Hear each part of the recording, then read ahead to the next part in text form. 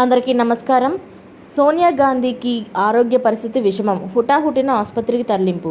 అసలు ఏం జరిగింది, ఆమెకి ఎలా ఉన్నారు ఇప్పుడు అన్న పూర్తి వివరాలు తెలుసుకునే ముందు వీడియోని అయితే పూర్తిగా చూడండి.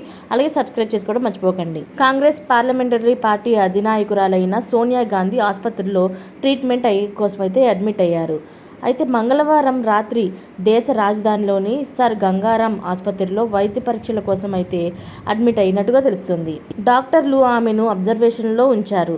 ప్రస్తుతం ఆమె ఆరోగ్య పరిస్థితి నిలకడగా ఉందని, ఆందోళన చెందాల్సిన అవసరం లేదని ఆసుపత్రి వర్గాలు అయితే వెల్లడిస్తున్నాయి. ఆమె అనారోగ్యానికి గల ఖచ్చితమైన కారణాలైతే ఇంకా వెల్లడించలేదు. సోనియా గాంధీ ఆసుపత్రిలో అడ్మిట్ అయినప్పుడు ఆమె వెంట లోక్సభలోని ప్రతిపక్ష అధినేత అయిన రాహుల్ గాంధీ, ఎంపీ ప్రియాంక గాంధీ ఆమె వెంటే ఉన్నారు. అబ్జర్వేషన్ కోసం ఆసుపత్రిలో చేర్చినట్లుగా చెప్తున్నారు.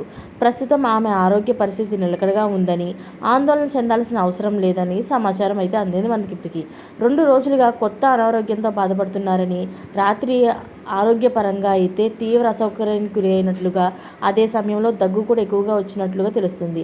అందువల్లనే ఆసుపత్రిలో చేర్చారని చెప్తున్నారు. సోనియా గాంధీ గంగారాం ఆసుపత్రిలోని చెస్ట్ స్పెషలిస్ట్ సారథ్యంలోని డాక్టర్ల టీం పర్యవేక్షణలో అయితే ఉన్నారు.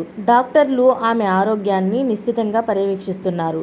సాధారణ చెకప్ నిర్వహిస్తున్నారు. అలాగే సోనియా గాంధీ మెడికల్ హిస్టరీ ప్రకారం ఆమె క్రానిక్ కాఫ్ అంటే తీవ్ర దగ్గుతో బాధపడుతున్నట్లుగా తెలుస్తుంది.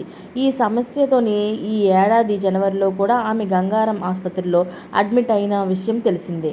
ఢిల్లీలో అధిక వాయు కాలుష్యం ఉన్నప్పుడు ఆమె క్రమంగా తప్పకుండా కూడా వైద్య పరీక్షలు చేయించుకోవాలని అంటున్నారు. అయితే ఆమె ఇంకా ఎంతకాలం హాస్పిటల్లోనే ఉంటారు, ఎప్పుడు డిశ్చార్జ్ అవుతారు అన్న విషయం మీద మాత్రం ఇంకా అధికారికంగా ఎలాంటి ప్రకటన కూడా రాలేదు. మరిన్ని లేటెస్ట్ అప్డేట్స్ కోసం ఛానల్ని సబ్స్క్రైబ్ చేసుకోండి. Thanks for watching friends.